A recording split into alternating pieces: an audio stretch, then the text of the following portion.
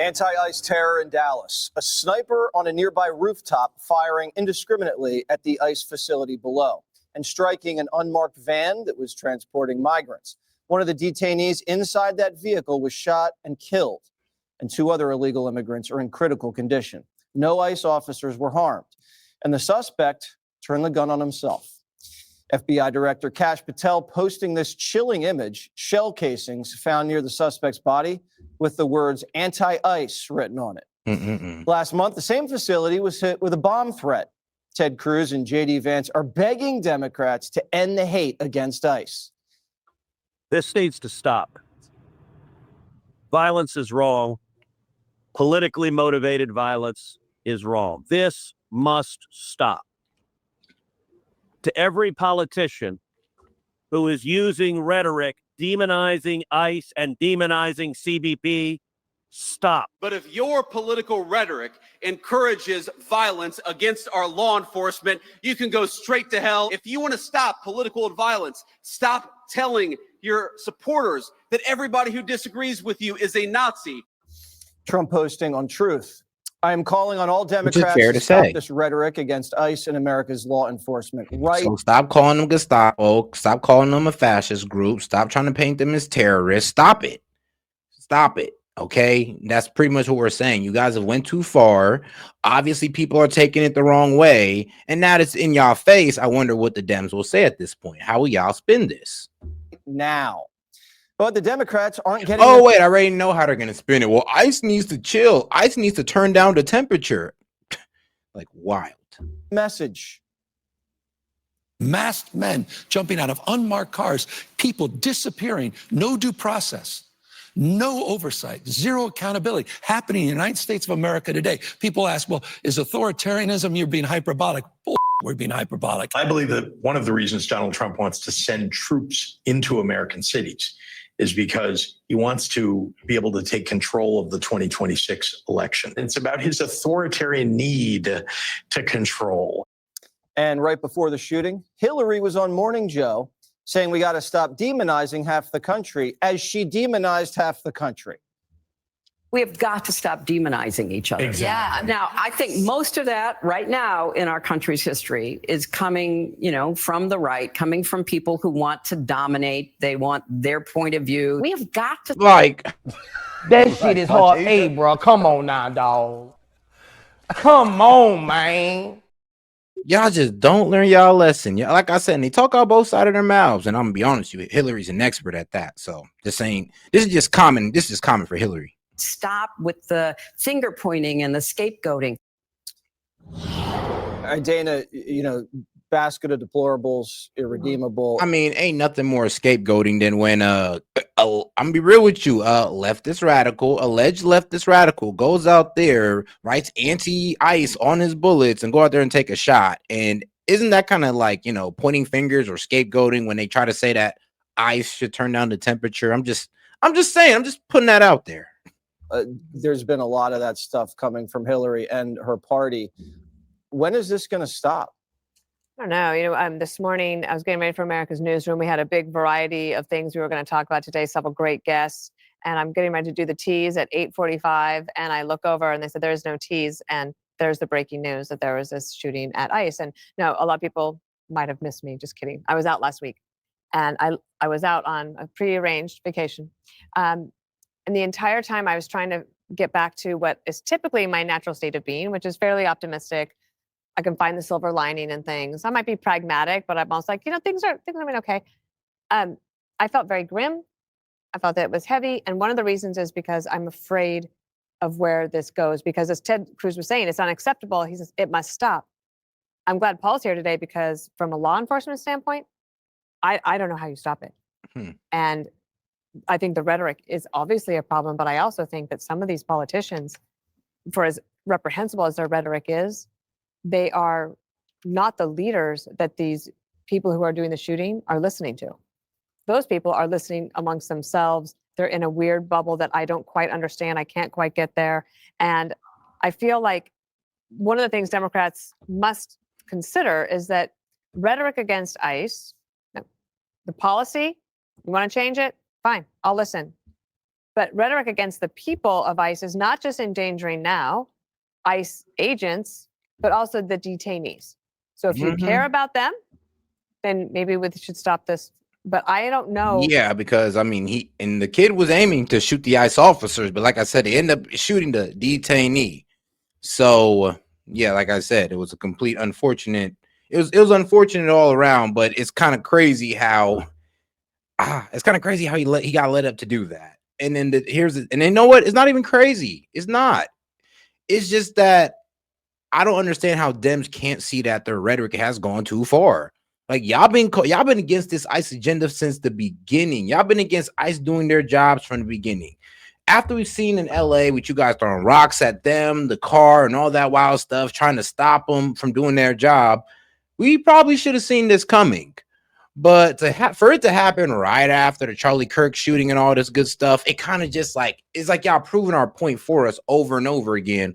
And we wonder, God forbid, that we hope that there's not another event that just proves our point even further, because it's getting crazy. And the problem is that there's too much, well, bad rhetoric or anti-ICE rhetoric or just anti-fascist rhetoric on the left. And you know what? It's cool to be anti-fascist, but just because you disagree with somebody don't mean they're a fascist. I mean, we're all anti-fascist if you think about it. Again, from a law enforcement perspective, how you get a handle on it when it feels like it's very dark and it's spreading and it's silent until it's not. Paul, I know we're in the early stages of the investigation, but what can you tell us? So a couple of things I would say real quick, and I know we're going to cover the politics of this, so let me stay a little more operational. First of all, ICE doesn't have the capacity. They don't have the resources to do deep prophylactic intel. They're not scraping the internet for cyber threats against ICE. You're going to have to use elements of DHS, et cetera. In other words, we're doing essentially domestic intelligence gathering for people, against people that want to harm ICE. We're going to have to do a lot more of that. It takes resources, it's going to take personnel, costs money. Police work costs money. This is something, the kind of thing that we traditionally think of having to run against, let's say, the Soviets, right? Back in the Cold War. We still do it, obviously, against Chinese, Russians, et cetera. But you need now, clearly, a really all-hands-on-deck approach to prophylactically protecting the people ahead of time that we're asking to do this legal work, legal, no matter what Newsom says. Secondly, real quick, we need a domestic terrorism law. We don't have one. We use that phrase very, very commonly, very, very blithely. We say, oh, this is domestic terrorism. Everybody thinks the box is checked and that's it. Both sides of the aisle have problems with a domestic terrorism law. Reasonable minds can disagree about this because both sides are worried about it being weaponized against them. That comes from the designation piece. Donald Trump's designation of Antifa, if nothing else, doesn't have much operational effect, but nothing else, raises the issue. What do you do when you have a domestic group that is essentially dedicated to overthrowing or counteracting violently the policies of the American government, legal policies of the American government? We don't have much of the capacity for that. And that's why, if you look deeply into it, Mangione, right? Ideological murder. You know what they had to charge him with federally to get that charge in? Stalking. And it's thin stuff, okay? And it's a real unique use of it. Realistically, if they do the same thing for Tyler Robinson, they're going to have to do something similar as far as I know right now. So we don't have a domestic terrorism law. It's time to take a close look at that. I have a piece dropping on Friday on Fox News website that delineates how I think we need to do it in a safe way. But we're kidding ourselves. If you look, Crooks, Ruth, Mangione, Tyler Robinson, Shapiro's fire. That was a lefty. ABC, the guy shoots up ABC studios because he doesn't like the way the Kimmel thing went. Whoa. Crooks, Thomas Crooks, yeah. He was just, I mean, that kid, I was a violent kid. And like, especially after, they started releasing, well, I would say his comments. Yeah, when they started releasing some of this kid's comments that he would leave under videos and all that good stuff, you would see, yeah, this kid was all about violence. And what was crazy is about how he got radicalized by Trump. And it was all about, well, no, I'm not even going to say what it was all about because it's always leads back, to them for some crazy reason. But hey, that's just the climate we live in. This guy that stepped into a wedding in Nashua, all it is coming ideologically from one area. Eventually, do we have nuts in the right? Sure, of course. And eventually, you're going to get one. But right now, we're in the season of real leftist violence. It is something that we call domestic terrorism. We don't have the mechanism. If I was sitting where Congress is now, I'd like to see somebody on Donald Trump's staff say, crack the whip, let's start to look at this, because Congress has been MIA on this. Jessica, you have never called ICE agents fascists or Gestapo, Nazis. You've never done that, but there are people in your party that have done that. Do you think that's responsible? Listen, I think that fascism and fascists is a very special category of people, and you should use it when it's really applicable and sparingly, because then people will believe you when you say it. And it has become too common to hear words like that. And that is a both sides problem. And last week we went through the litany of times that Donald Trump has used that rhetoric, and the fact that he came out after Charlie Kirk's tragic assassination and said the radical left did this. And then we heard a chorus of "we are at war." And that does permeate the entirety of American society, that they hear that from the top. We don't That's know garbage. that much. That is absolute garbage. It is Continue. When something terrible happens Greg, to when somebody gets murdered, you're saying, how dare you be enraged by it? Continue. No, I'm done. what I say is, how dare There is no, you I'll give you the both. blame No, Jessica, I'll give you the millions of both sides. Greg, why don't I you agree let me with you. finish? There We is did both this sides. just a week On ago. one hand, you have the hard left, and on the other hand, you have the left. Why are you They're yelling both at me? sides of the same coin, because you walk into this room and you're not reading it. There is no both sides. You don't have the evidence for that. That's not true. You Who shot can't up say the that Donald CDC Trump and says killed this. someone? You guys act on it. also- You guys act on it. We don't. That's What do you not- want? What do I want? I would like to. I mean, let's be real though. All right. I want you guys to name, like I said, name one left-wing political pundit that's known all over. I don't know, like an Hassan Parker, a Destiny, you know, somebody that could be related to Charlie Kirk. And have they been shot at? No. I mean, has any attempts been made against their life? No. And I hope it never does. I hope, God forbid, anything ever happens to them. I hope they never does. But I'm just saying, though, you guys can, like, that's the problem. What you guys say people are acting on. And here's the thing. Who on the right? Here's the thing. I don't know anybody on the right that's calling for violence against anybody. We're not even, bro, like, who are we calling for violence against? If anything, we make fun of you guys. And I don't know if making jokes on you guys is violence, then y'all need to toughen up. Talk about the specifics of who Vance Bolter actually was, since we fought about that last time, because you make it out as if this was just that he knew Melissa Hortman. That Let's is not what focus happened there. on this thing now. I'll destroy you on We that don't later. know. But focus on this now. You Fine, want to go I'll back? focus on this now. This looks like a kid that was inflamed either by the leftist cabal, or maybe he used his own eyes. And maybe he saw what's going on. Maybe there are people in his community who are being picked up by people from ICE. Maybe he saw raids at Home Depot. Or maybe he did hear J.B. Pritzker. He seems like a Morning Joe viewer to me, right? Someone who had tuned in, saw Hillary Clinton, and then went out and grabbed his gun.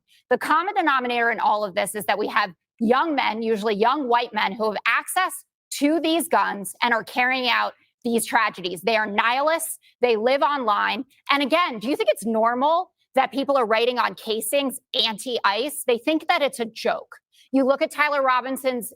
Well, when they write on bullet casings, they kind of showing us their belief, like what they truly believe and why they're upset.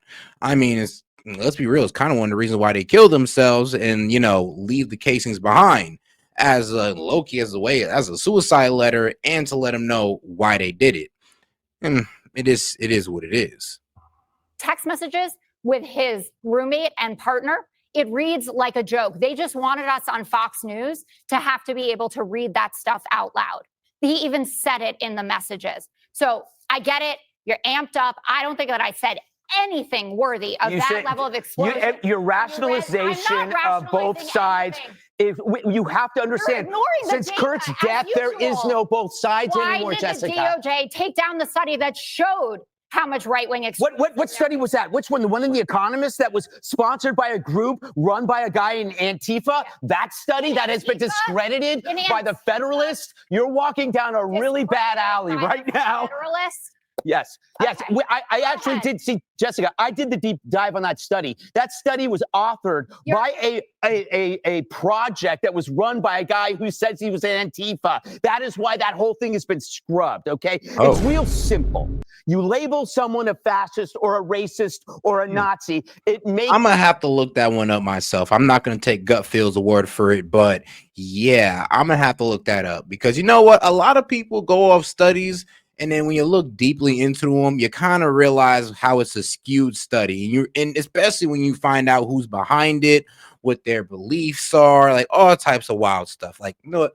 Let me give you guys a wild study. When they said that they went out to Africa and they, gave IQ tests, which they didn't, but they went out to Africa, they gave IQ tests, and they said, oh, Africans have an average IQ of 60.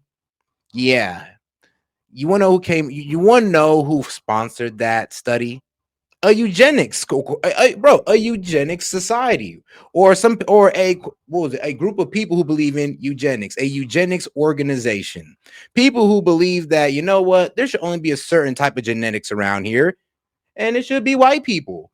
And we believe that we're better than everybody. And we're going to go out there and give false, IQ tests to Africans. And we're not even going to go to every country. We're going to test right here. And then we're just going to say that's just the average test score. And then, we're going to have the white supremacists run on it, which they do all the damn time. But if you look into who put out that study, you can see, oh, it came from a eugenics organization. Of course they will go out there and try to paint people like this. Of course, it just makes so much sense when you actually deep dive and not do surface level research. That study was authored by a project that was run by a guy who says he was an Antifa. That is why that whole thing has been scrubbed, okay? It's real simple. You label some... And shout out to Titan. Titan, he says, wars and rumors of wars, seek Christ. I mean, shoot. Hey, it's always a good time to try to seek Christ. Someone a fascist or a racist or a Nazi, it makes you free to attack them, and that has been the ideology from the start. It's weird. So why? No. Let me talk. Trump does it. What? Just tell me why it's okay. I'm getting there. I'm getting there. Great. I'm enjoying this. Okay. You won't be for long. The left calls Trump a hate monger. They have called me a hate monger because I ridicule the left. I ridicule protesters. I ridicule academia, Hollywood, the news media. I make fun of The View every day. I make fun of the UN. Guess what? No one acts on the things that I say because my side doesn't do that. We say people are stupid. We say people are wrong, but we don't say they're evil. That is your game, okay? And then you come and you say, okay, man, this is a mentally ill loner. Yeah, like I said, we'll call y'all stupid, crazy, but we won't sit there and call you Nazis or fascists or anything or Gestapo. Like, we're not doing that. Like, that's the problem. Like, y'all have a pretty wild rhetoric towards us, and kind of matching us up with people who people want to commit violence against. Like, who wouldn't want to stop the Nazis? Who wouldn't want to stop the fascists? I mean, or the Gestapo. Like, who wouldn't want to stop those people? So yeah, when you sit there and call people that all day, what do you think's gonna happen? Well, who do you think does this stuff? It's not Ben Affleck. It's not Tom Brady. It's not even Carrot Top. People who do this stuff are always that way. The question is, who points them in that direction? Why pick ICE? Why pick Kirk? Why target TV stations and put bombs under Fox trucks? Huh? Why vandalize memorials? Why kill kids in Catholic schools? Two things can be true. A person can be mentally ill, and you can be guiding him to that place in his life. That is how brainwashing works. Okay. There is a litany of examples that you will not have them. If I gave you 2 months to look for them, you couldn't find them because they've been debunked. Really? You have one thing. The If you want to talk about, if you want to talk a minute, Alice's son has been debunked. Dylan Roof has been debunked. Vance Bolter and his list of dozens we can talk about that. But yeah, I mean, come on now. The Vance Bolter one that said he was hired by Tim Walz to take out guys who disagreed with him. You mean that guy? You don't want to use him. Trust me. Like, if we go with the anti-Trump stuff in the back, come on now. No King's protests. Yeah, I don't know about that, especially when he said to the FBI, you can look this up, Vance Bolter said to the FBI that Tim Walz hired him to take out, Democrats.